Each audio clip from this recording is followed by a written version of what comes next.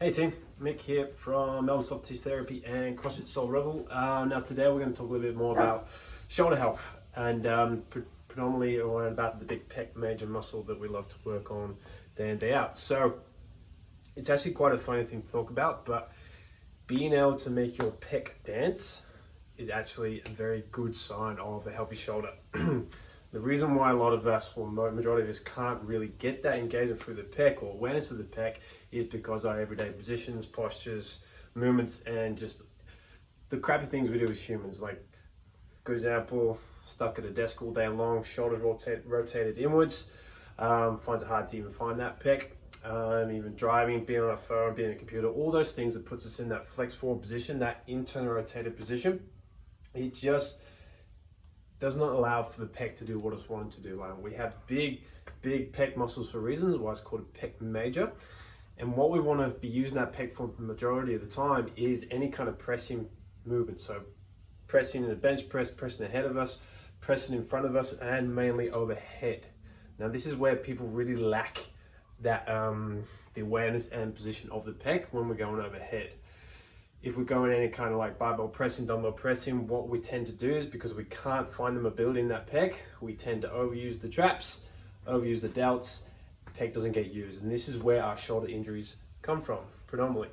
So the goal is to try and create awareness of our pecs, being able to actually find them without actually having to do any kind of actual movement or exercise with it, and then make sure we're using it in those overhead positions. Now, a good way to test if you can actually if you should ideally be using your pec overhead is, all we want to do, put that arm out at a 90-degree angle, engage through the pec. Now the pec is an internal rotator, so all you got to do is just push your arm in, try and engage through the pec there. You may get a bit of lats there, a bit of teres, but we're trying to find that pec. Use your fingers here, and all you're going to do is just keep your fingers on there, and you're going to flex the arm up as high as possible until you feel that pec disappear. Now, I've done a lot of work on this last couple of years. When I first started, I was about here. I can now almost get full engagement with the pec, fully overhead. It's taken a bit of time, but it's a really good goal to get towards to make that shoulder as healthy as possible. I used to have a lot of overhead pain in shoulders, bit of damaged AC joints from footy days, so going overhead mobility-wise was really challenging. Now, started making my pec dance. Can't stop doing it every now and again. It's improved the whole health of the whole shoulder. So what we're going to do over the next coming weeks, maybe 4 to 5 weeks, is we're going to do progressional movements and exercises to help us find these pecs. Now, if you've been in the clinic recently or in the gym over the last few months, you've seen myself and some of the coaches talking about getting those pecs dancing, and a lot of people can't. And like, it's not just a funny thing we try and do. It's actually very important to be able to find that. Just like with any other muscle, if you can't find that muscle, if you can't feel that muscle, you're not going to be able to use it in the most efficient way possible. And the body is always going to find the way to do any kind of movement or exercise the easiest way. 9 times out of 10 is not the most efficient way. So to get started this week, all we're going to do is find awareness of that pec. So if you can't just squeeze the pec like this, not to worry, like I said before, we just got to pull that arm in and you should feel it contract. So use your opposite fingers to find it.